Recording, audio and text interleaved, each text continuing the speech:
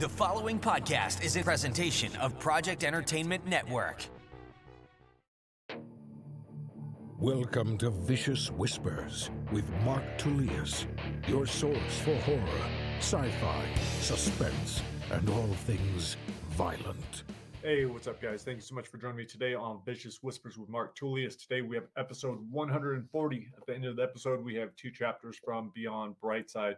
So, my pity party is over. Did a lot of thinking this week, had some good meetings, had some good shit happen, talked with friends, got some cool emails, just a lot of people helping me put things back into proper perspective, or the best perspective, and the perspective that I want.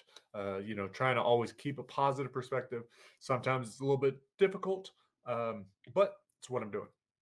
So, and a big part of it too is realizing just how many other people have much worse problems, whether it is brain damage, from traumatic brain injuries or whatever else, or it's cancer or whatever it might be. Man, my problems are good problems to have. Maybe not my brain problems, everything else.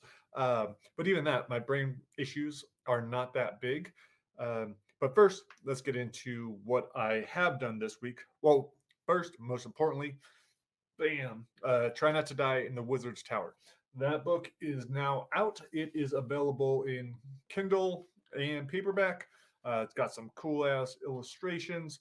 My friend Sage Ricci, he did all the illustrations. He wrote the story. He did the front cover, the back cover. Incredible job.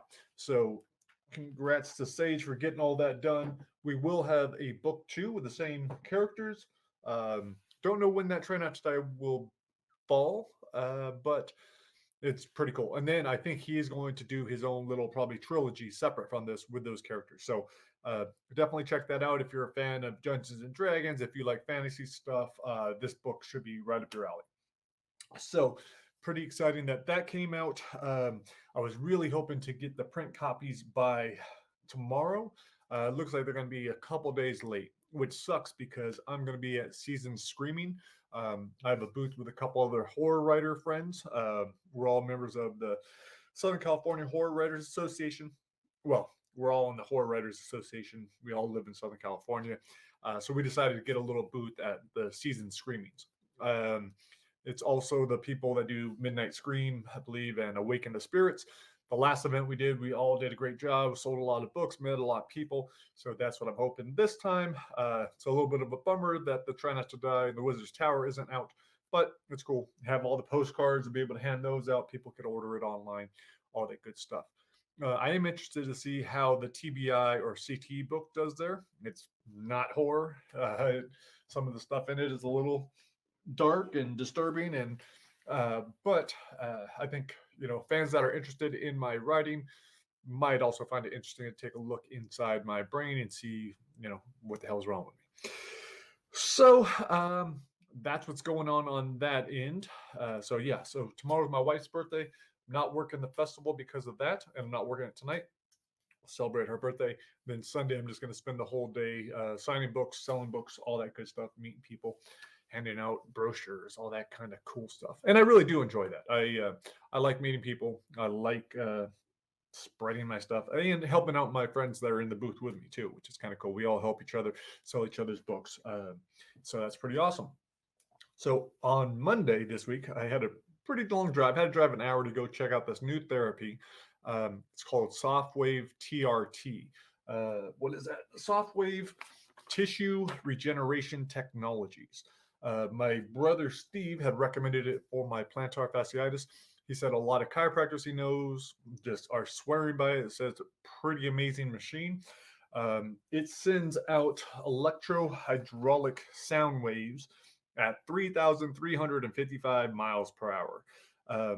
This creates a shearing force on a cellular level that helps break up the scar tissue and remove oxidative stresses. It's also supposed to help stimulate your own stem cells and bring to that area to increase healing. So right now it's too early to tell whether or not it's helping. It's about a series of 12 different sessions. It's a little painful. It wasn't bad. But the cool thing is not only am I working on my foot, But at the same time, he's also able to hit my right knee, which I was going to go get stem cell for, or at least see if I was eligible for stem cell.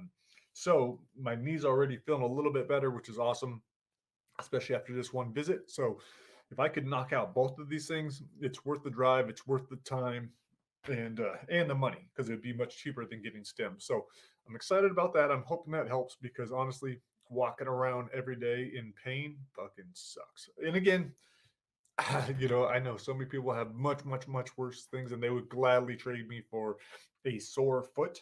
Um, but the reality is, it does fucking hurt. And even just going to go get my kids, like by the time I get back home, I'm like, "God, fuck, I just gotta get off my feet, and it just hurts and aches and whatever else. I just got to deal with it and stop being a little bitch."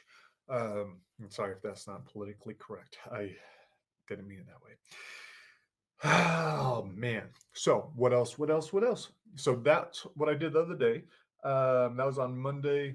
The rest of the week was cool. Didn't get a whole lot done. Really trying to just deal with taking a little bit of time off. I was getting to the point where I was starting to feel like, man, this is like almost borderline, not mental breakdown, but like getting to a point where ready to just shut shit down again. I've done that before, where I've completely closed everything off. I had a podcast before this one. I just shut it down out of the blue, shut down all social media, just didn't want to deal with shit anymore. Uh, that thought comes up every once in a while, but I'm not going to let that happen again. And it was good for me to realize why it was happening, because not only have I been a little bit concerned with my own brain stuff, but I'm having conversations with people again, and those conversations are fucking sad. Talking about their brain issues, getting emails from people that have terrible symptoms, whose husbands or sons have killed themselves because they've had brain injuries. A lot of that stuff starts to weigh on me a little bit, like personalize it a little bit. And like the other day, I just went to lunch with a teammate of mine. I hadn't seen him in probably like 30 years or so. I played with him in high school and at junior college, and we just had lunch. It was awesome. But right away, I'm asking about traumatic brain injuries, and he didn't think he had too many, and he seems to be doing fine. But he brought up one concussion that he had while we were playing together at Mount Sac, and he said, he was knocked unconscious. He came to, and he couldn't remember his name. People were asking him his name. He couldn't remember it, and he just was kept crying, and like his brain was just such a mess. And everyone was telling him to stop crying. He said it went on for like 10 minutes, and then everything started coming back to him a little bit, and then they sent him right back in. Like that's how shit was, and just so dangerous. But you know, those kinds of stories, just remembering, brings up a lot of stuff, especially about. I just had this talk with my daughter yesterday, because 2 nights ago, it was after meeting him for lunch. I told my daughter, I said, hey, and my wife as well. I said, just to let you guys know, I might be in a little bit of a funk. And just to give them a heads up that, not to take anything personally, not to worry about me, but that, because I am looking at a very sensitive subject, and knowing how I reacted before when I saw my brain damage and what I was up against, I was like, I had just given them a warning, like, hey, daddy might be a little bit sad. He might be a little bit whatever, I might need some more hugs, whatever else it might be. And I didn't want to, say that to put anything on them, like making it feel like it's their responsibility to make me feel better. Like that wasn't the case at all. It's like, no, just letting you know so you aren't taking it personally. So if you notice I'm a little bit down, like that's what it is. But also not to worry about my brain. So we had that talk. I think that was probably Wednesday.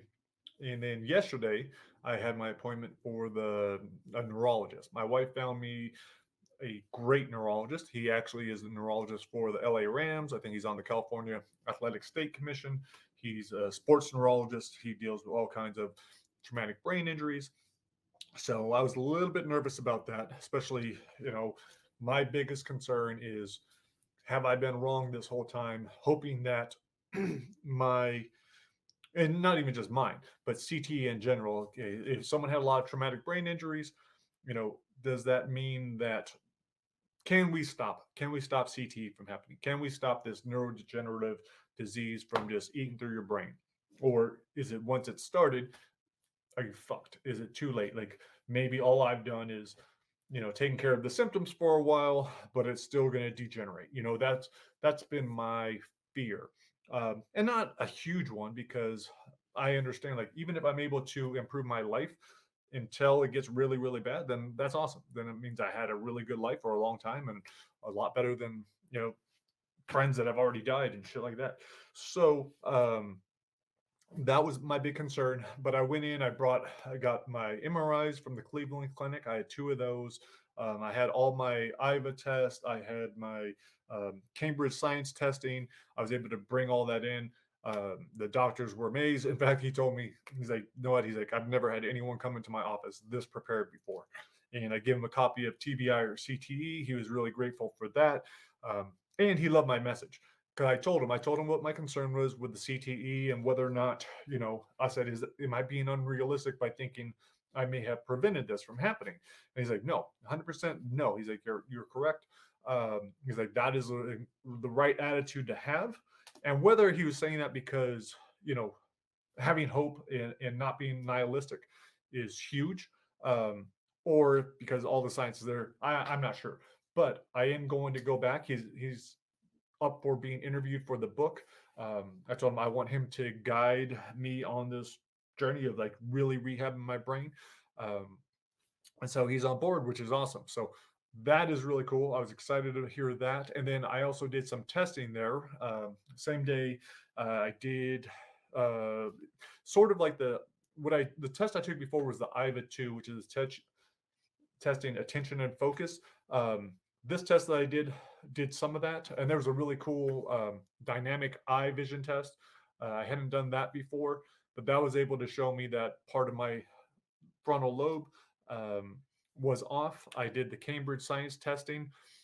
All my scores were pretty close to what they had been before, except for this spatial planning, which is also tied to the frontal lobe and the area that the qEEG showed had been had been under functioning. So whatever's going on, I've definitely had a little reduction in my brain's ability in that area, but overall, I feel good. I feel sharp. I realize just how much of this is just emotion and stress and worrying about shit. So I'm gonna cut that out. Thank you to my good friend Carl Domini for helping me remember that, having a good talk with him. Also got a really cool email from Stuart from the Rockdown podcast today, just reminding me how much we just need to keep away from stress and worry and everything else. If you haven't checked out the Rockdown podcast, you definitely should, especially if you're into rock and metal. Stuart's an awesome guy. I appreciate him reaching out and kind of helping me out today.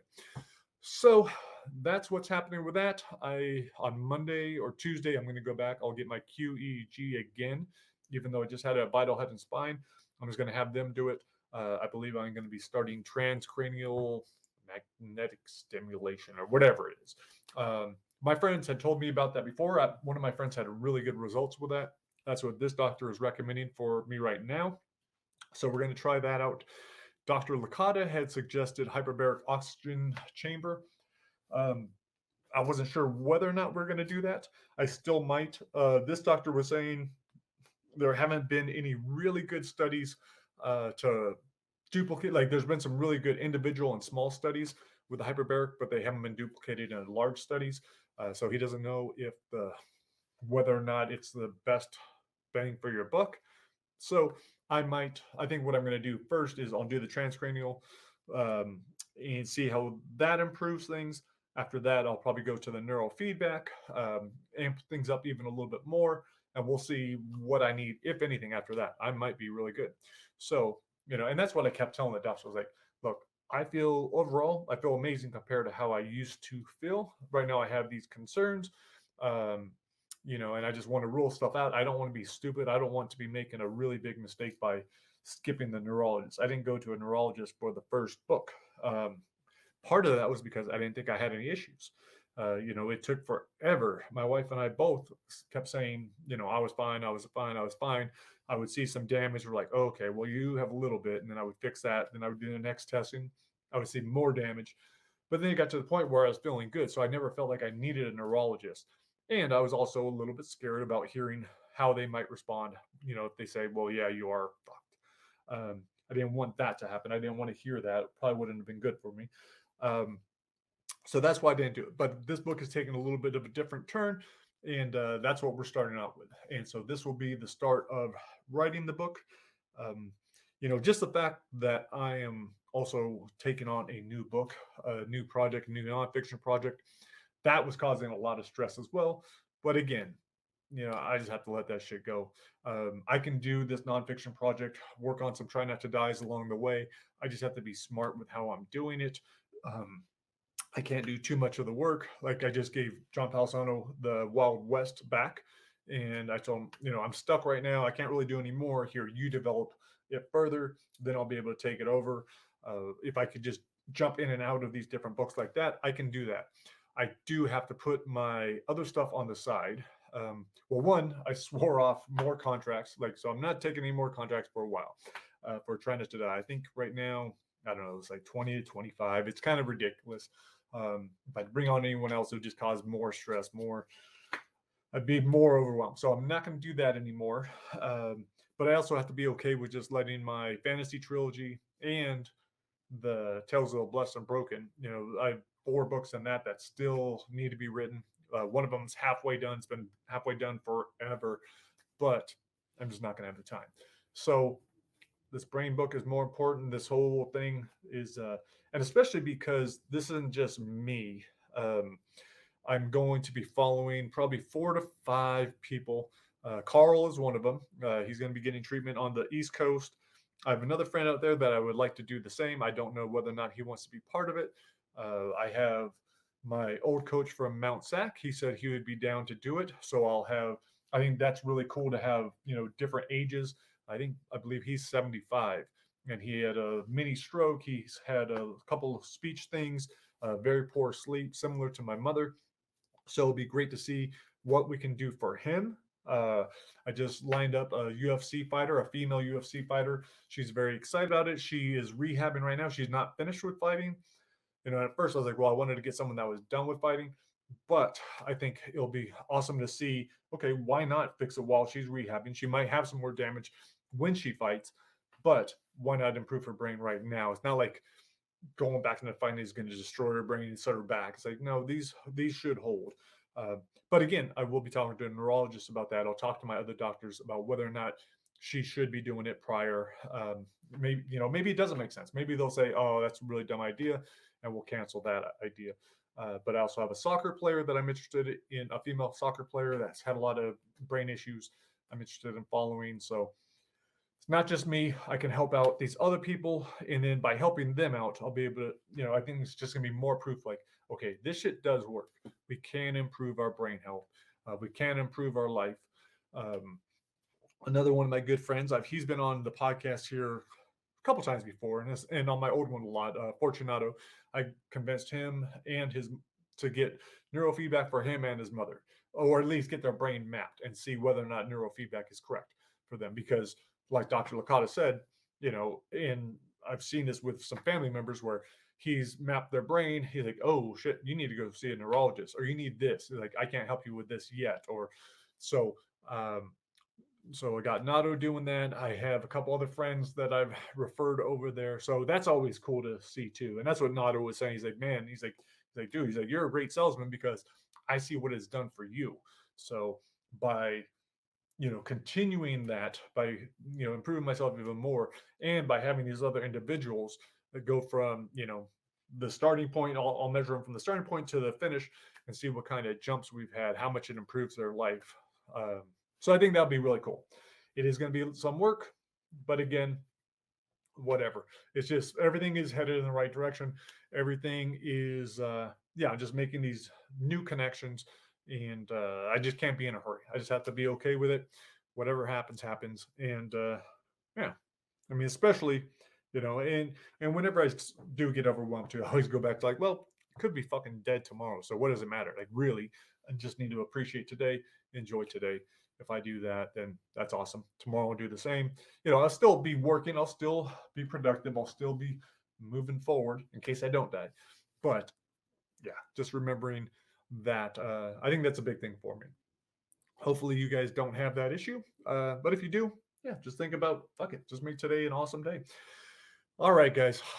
I got to this late because of setting up at the season screamings. I still need to do my newsletter and all kinds of other stuff, pick up my kids, play with them, all that. So I'm going to leave you guys with Beyond Brightside, narrated by Darren Eliker. Hopefully you guys will dig it.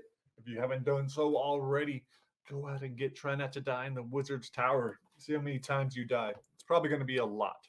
It's a pretty tough one. So, all right, guys, thank you so much for listening. I hope you have an incredible weekend, and I will talk to you later. Peace.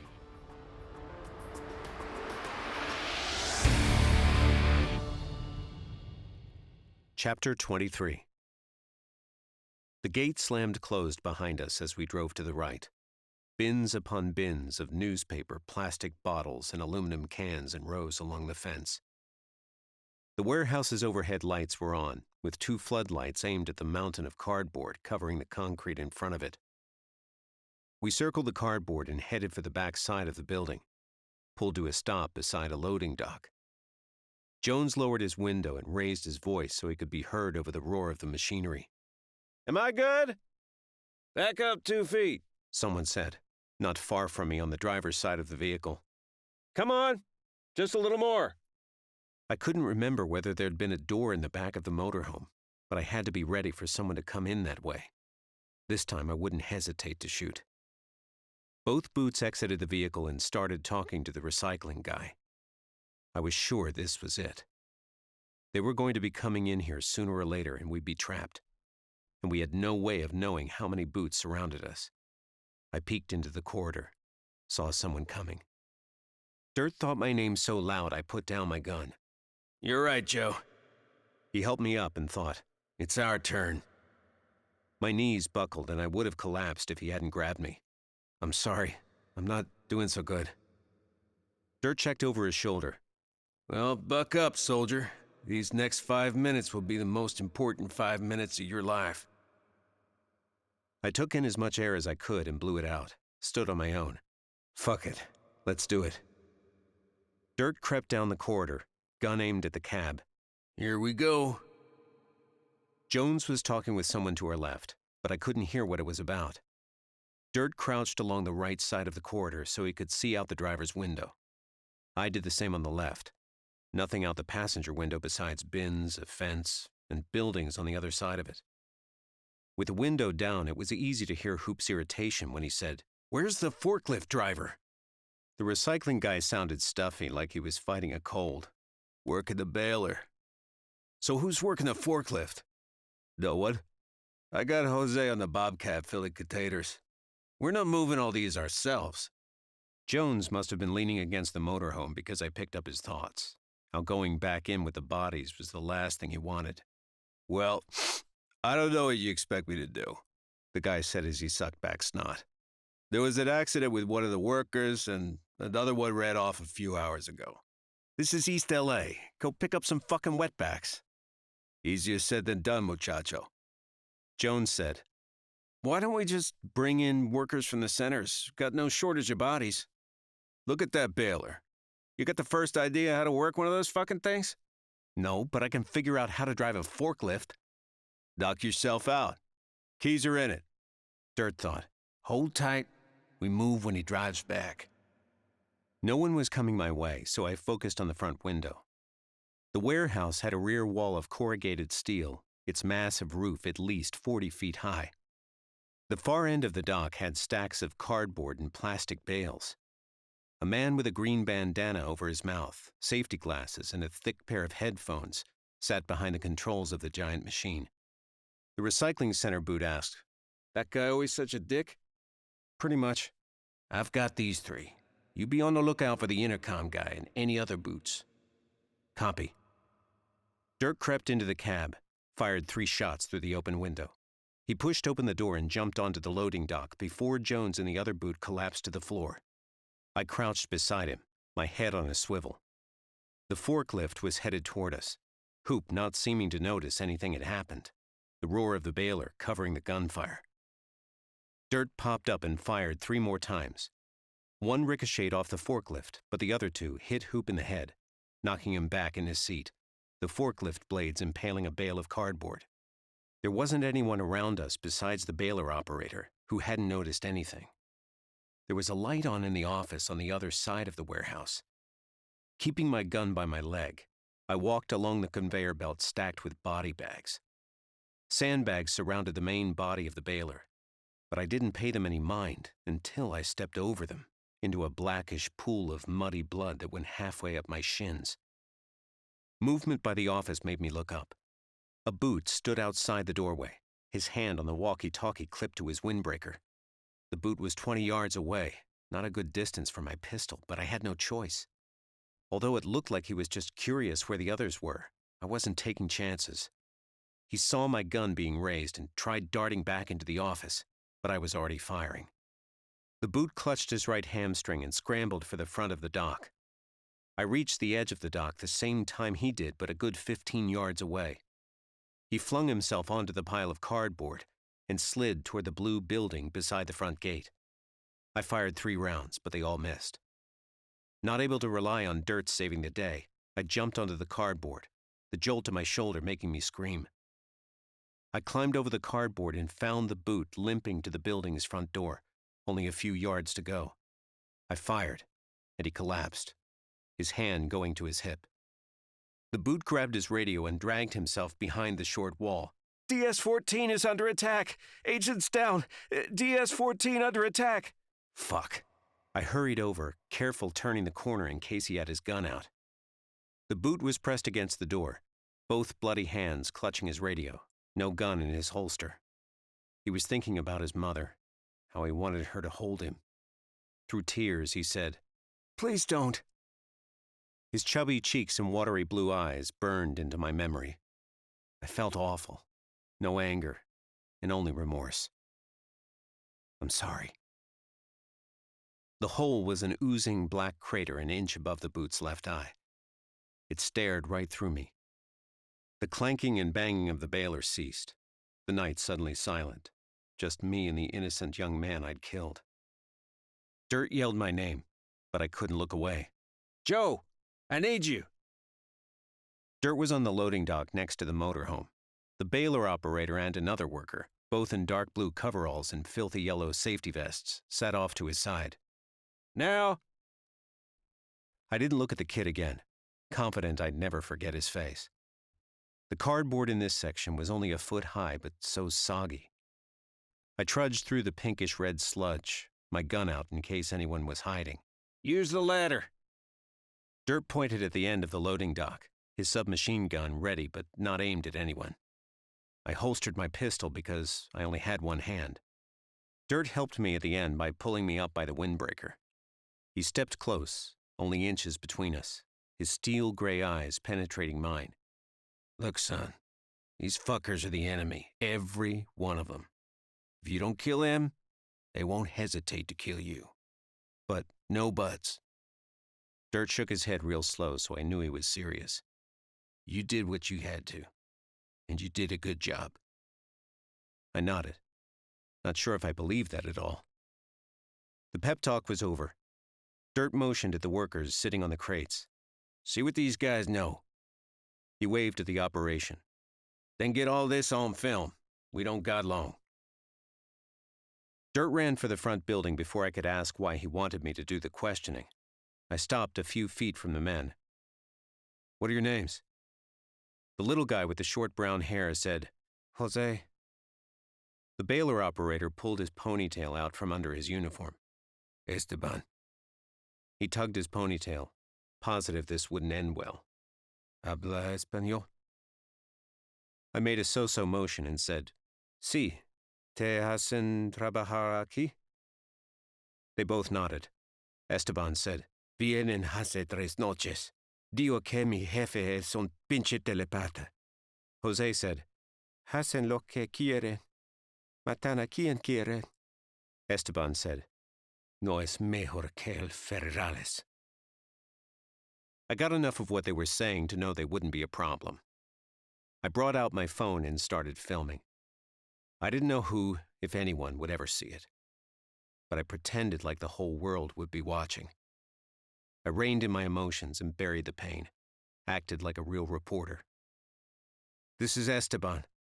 I zoomed in on his face, caught a tear slipping out. The boots forced him to work this machine the last 3 days at this recycling center in East LA. I turned in a circle to show the location. Since they came in and seized the property, the boots have been disposing of suspected thought thieves that they killed with no trial. In that motorhome alone, there are over 40 bodies from Detention Center 14 at Salazar Park. Instead of wasting time with the motorhome, I told Jose, "Muéstrame los contenedores." Jose got up and walked me past Hoop, flopped back in his forklift, but I kept the camera on the conveyor belt with all the body bags. Jose took me around the back of the baler. "Cuidado, es resbaladizo." I filmed the ground, slick with watered-down blood and gore, a pool of it around the clogged drain where they had been hosing it. Let's see what they do with the bodies after they go through that machine. Jose pointed out the small bulldozer. He said, "Ahi," and pointed at the container pulled up to the dock, a chunky red trail between them. The smell of rotting meat grew worse with each step. The light from my phone, just enough to see the bales of squished bodies in bags. The walls of the container seemed to be closing in on me, my vision going blurry. I don't know if he saw me swaying or could read my mind, but Jose said, "Salir de allí." He stood at the edge of the container and waved for me to follow. The air wasn't much better on the dock, that smell permanently part of me. I shook off as much as I could and resumed filming, turning the camera to the conveyor belt. I asked Jose and Esteban to unzip the bags so I could see the faces. I began halfway down the line, zoomed in on a teenage boy, probably still in high school, his hair slicked back with gel. This is someone's son. Next was a chunky-faced middle-aged woman, her jowls stretched down, her mouth open. Here is someone's mother. I had no way of knowing if what I said was true, but I hoped people got my point. This is someone's brother, someone's friend, someone's lover, someone's sister, someone's dad. There were only 4 more bags before the belt dropped them into the mouth of the baler. I froze on the next face. Forgot how to breathe. Just stood there. Everything stopping because I was staring at Danny. Into those brilliant brown eyes with flecks of gold. A strained grimace instead of the smile that'd never shine again. God damn it. Not Danny. He didn't deserve that. His cheek was cold the first time I'd ever held it. The nicest guy I knew until he met me. Became a killer. Died in agony. A hand grabbed my shoulder and I jumped, nearly dropped the phone. "Joe, put that away. We gotta go." I hadn't noticed the sirens before, but they sounded close. I didn't care. I was zeroed in on Danny, wishing he could hear just how fucking sorry I was. He knows. Dirt took my phone and slipped it into his pocket. Red lights flashed down the street, and he pointed at the back fence. "Let's split."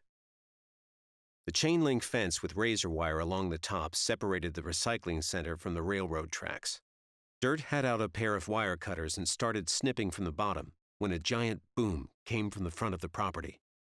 Another huge crash followed it, metal on metal. I climbed on a crate and looked that way, watched as the Boots RV smashed into the gate, knocking it free. I shouted to Dirt, "They're in!"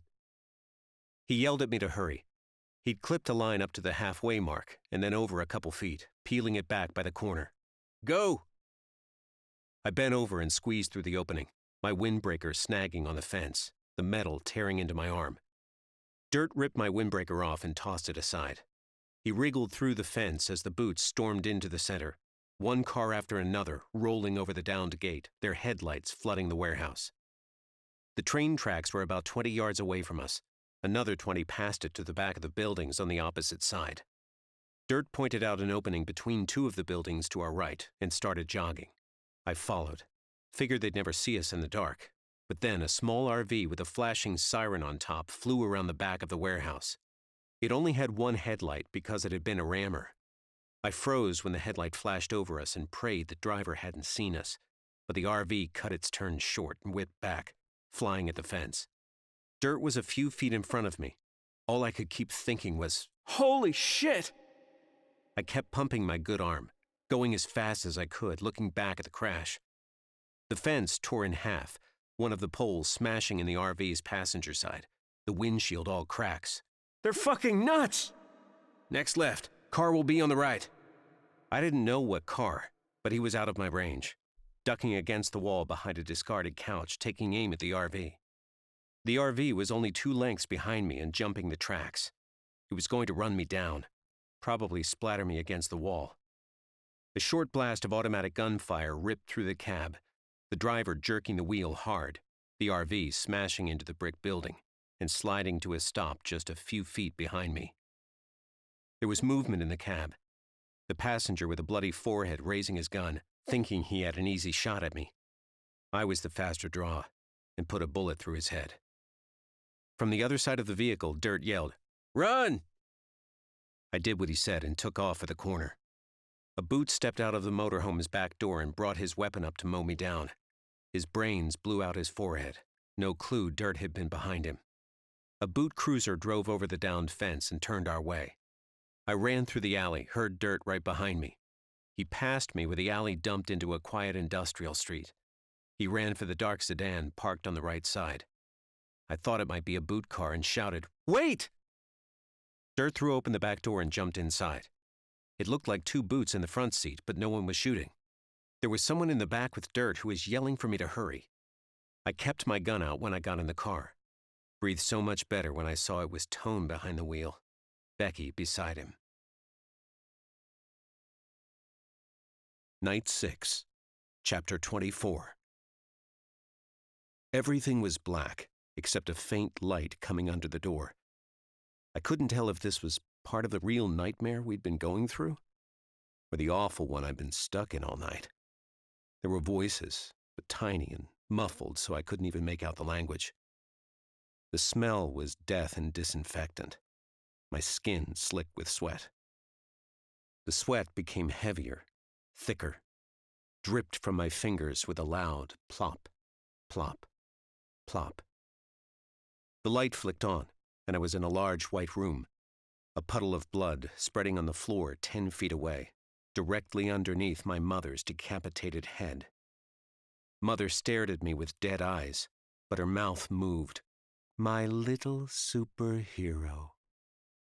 I told myself it was a dream, to wake up. Everything went black, but the darkness only held a second. We were in the back seat of the helicopter. Becky snuggled beside me. 2 boots sat directly across from us. The one facing me was the newbie, clean-shaven with mushy gray stuff coming out the smashed side of his head. The newbie pressed his palm against the bulge, pushing back some of the brain matter, but spluttering out just as much. His voice came out all wrong, real slowly like Danny's. "Heard you met my family." Chang was across from Becky. His head bowed like he was sleeping. Dirt leaned out of the passenger seat and pulled Chang's head back by the hair. Chang's throat peeled open, a clean slice across his throat. The broken puppet lip-synced to Becky's soft voice.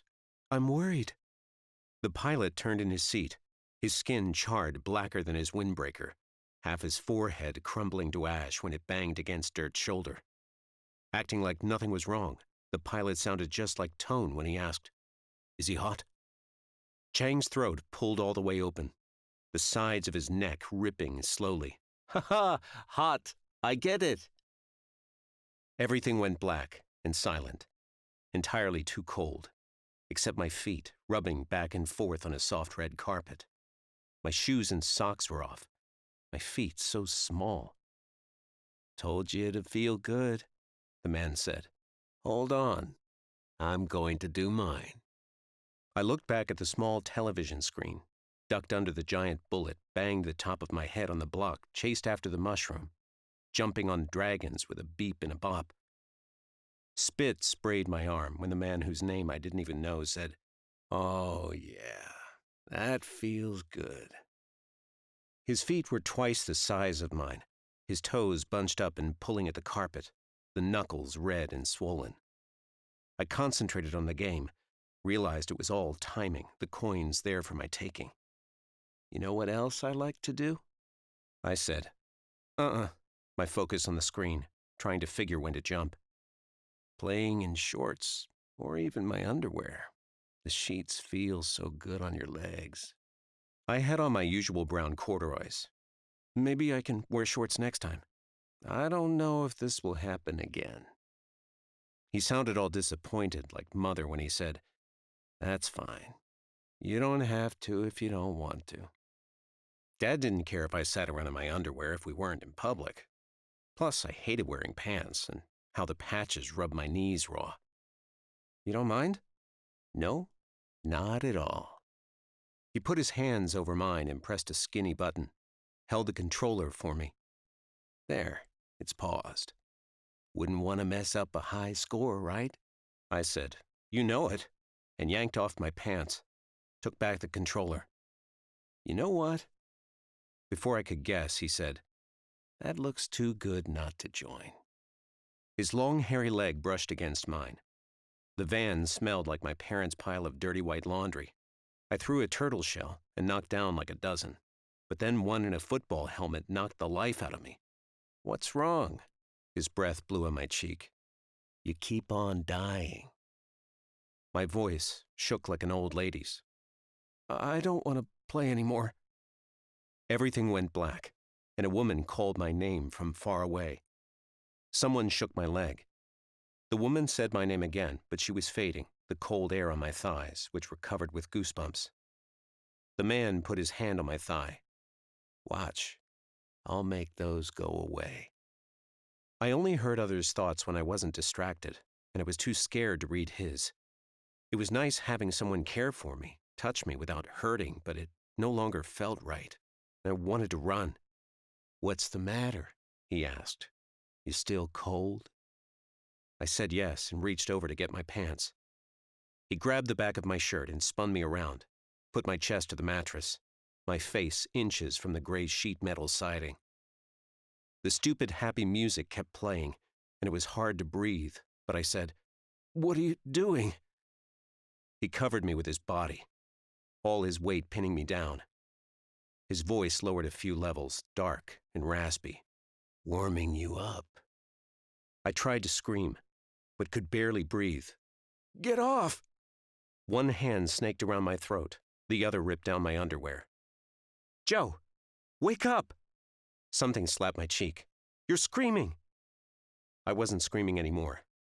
My stomach stuffed in my throat, worried my insides had been rearranged. Becky said my name, sounding very serious. "Open your eyes." It felt like molasses was weighing them down, everything black around her outline. Becky's voice got like Father's when she said, "Wake up.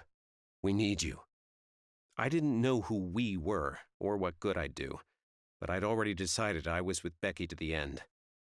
I blinked and wiped away the gunk. "Holy shit, I feel awful." "They gave you a shot for the pain a few hours ago." She must have felt me digging at her thoughts because she said, "You're pretty sick." My words came out slow. "What did they give me?" "Not sure. We gotta trust them, though, because really, what do we know? Plus, they're all we got." I couldn't argue with that. I was on a couch in a small storage room, metal shelves to my side, disinfectant and shaving cream nearly covering the yeasty smell from my wound. She handed me a water bottle. "Drink a bit and give it a minute. Let's see if we can get you to your feet." The water helped with my throat, not my burning skin. "What happened last night? How'd you get away?" "Luck and strategy. These guys aren't a joke." "Yeah, I'd be dead 10 times over if it weren't for dirt. Becky held the side of her head and grimaced. To herself, she thought, I'm strong. I'm unbreakable. I won't be stopped. I asked, You okay? She nodded and took the bottle from me, offered her hand. So what do you think? You look a little better. I swung my legs off the couch, not so sure I'd be able to stand. Let's do it.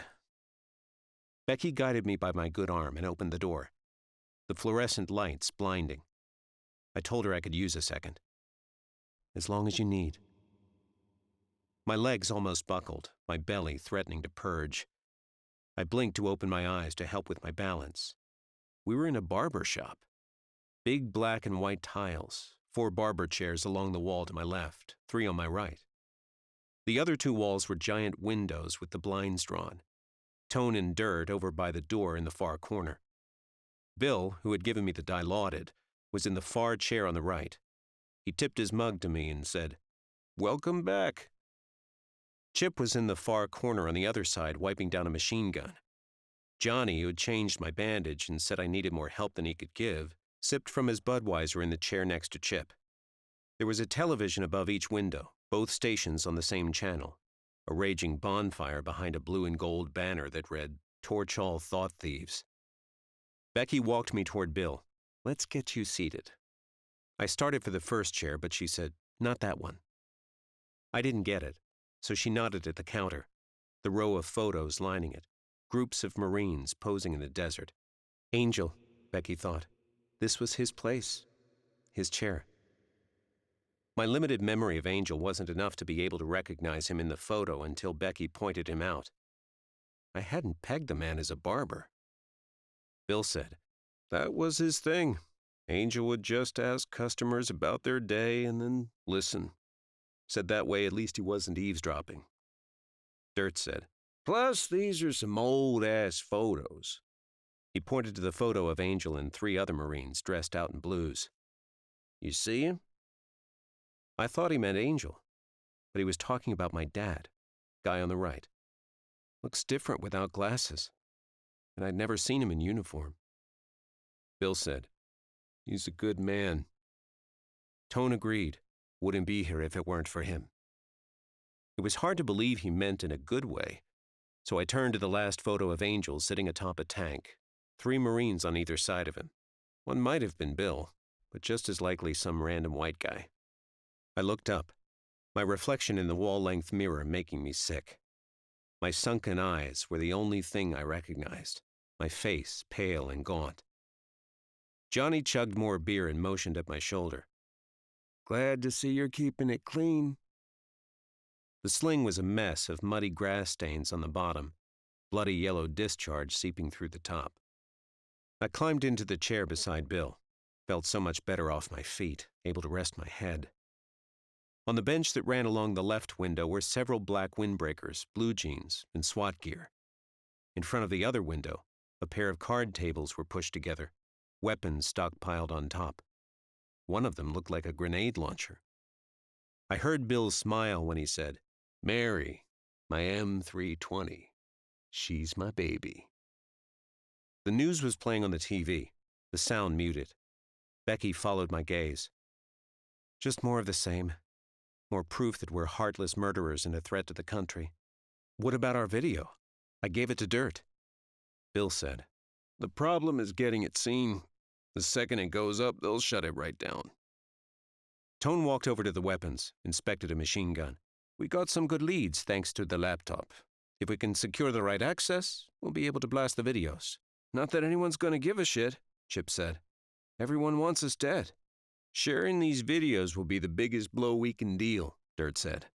I pointed at the new screen where boots in the park were being covered with blankets. Looks like we dealt them a serious blow. Tone glanced up and shook his head. 22 boots dead, but double that in prisoners. And they'll recruit that in an hour, Becky said, with disgust, not defeat. News keeps telling everyone to be brave and strong. Help the boots crush and eradicate us. Like he was playing a grade school teacher, Bill said, And don't forget that terrorists are hiring thought thieves to help their evil plans. The laptop was on and open, resting on the bench beside Tone. Donner's severed finger beside it. My queasiness returned, and it became hard to breathe. Becky handed me a water bottle and told me to sip. "I'll be right back." She walked into the bathroom and came back with a fuzzy white cat snuggled against her chest. "Mello? He's okay?" Becky said, "Tone got him this morning."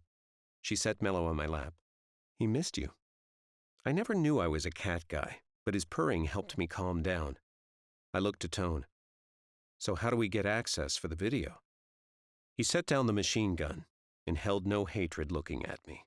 Almost sounded respectful when he said, "You've sacrificed enough, Joe.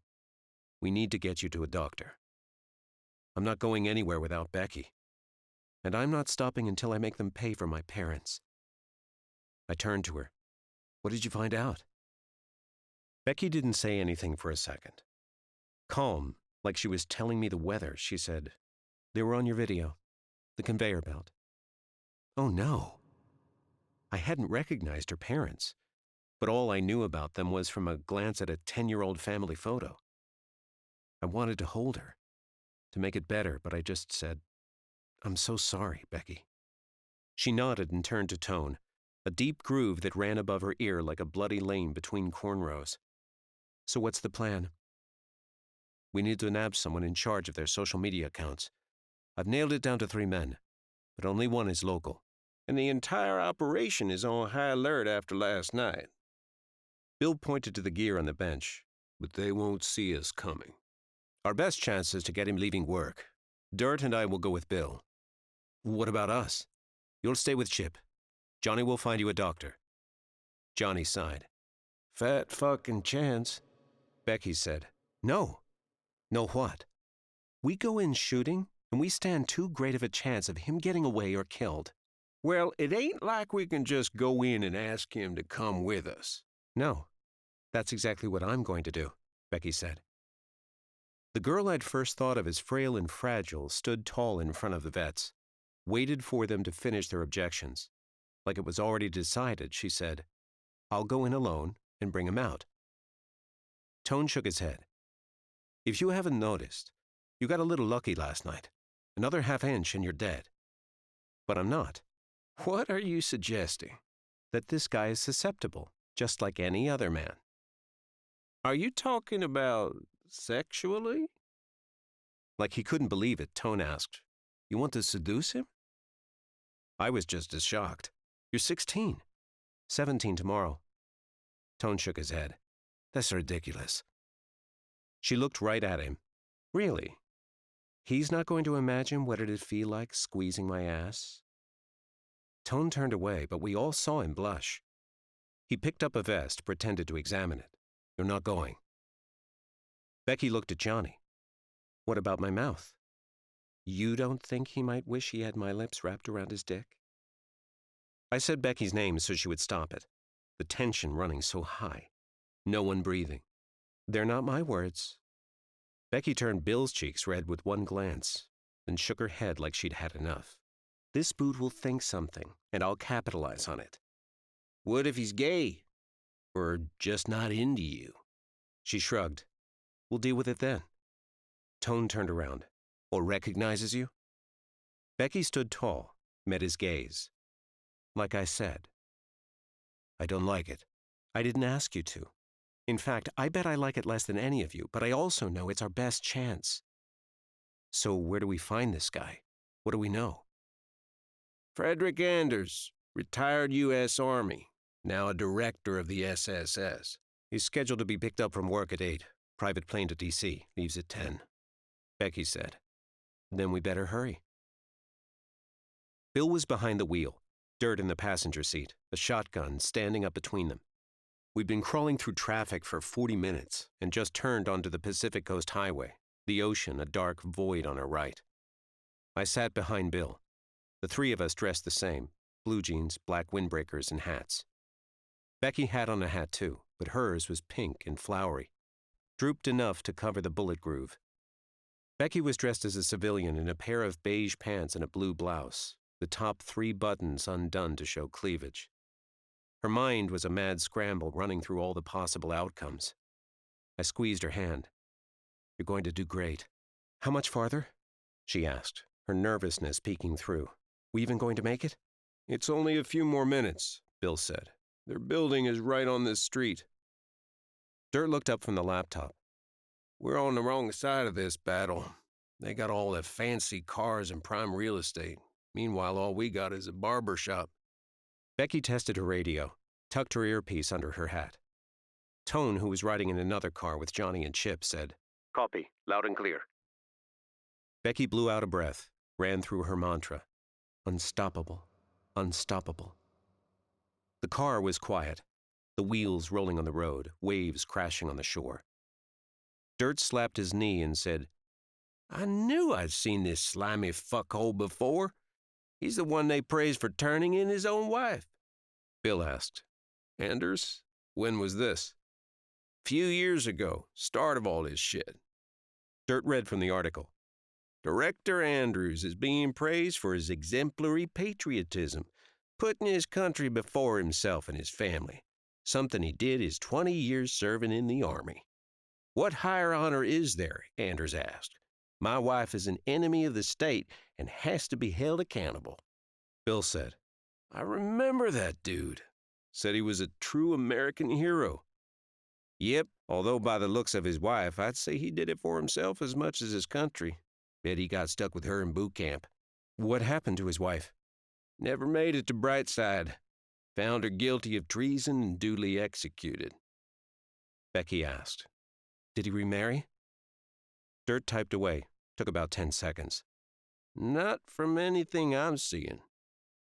Becky asked to see his photo again.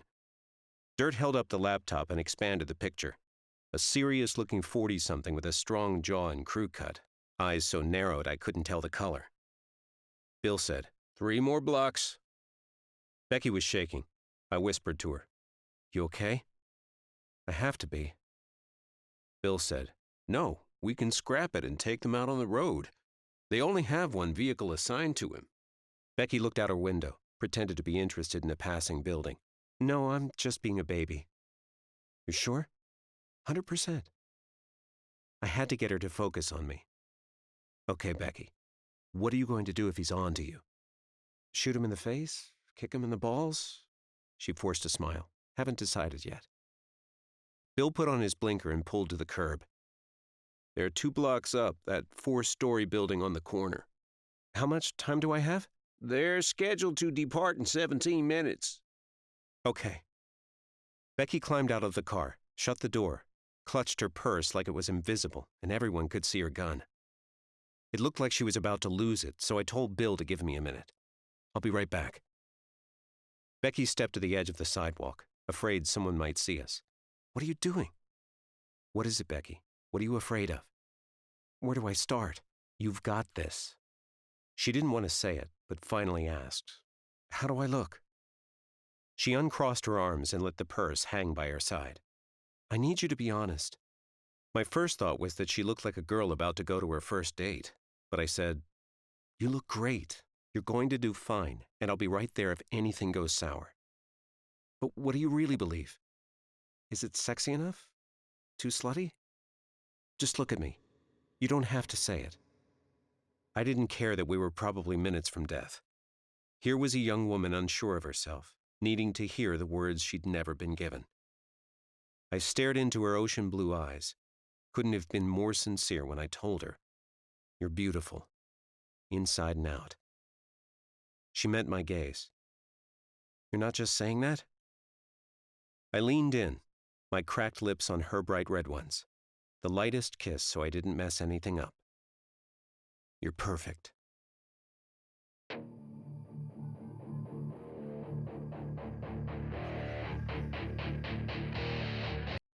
This has been a presentation of the Project Entertainment Network.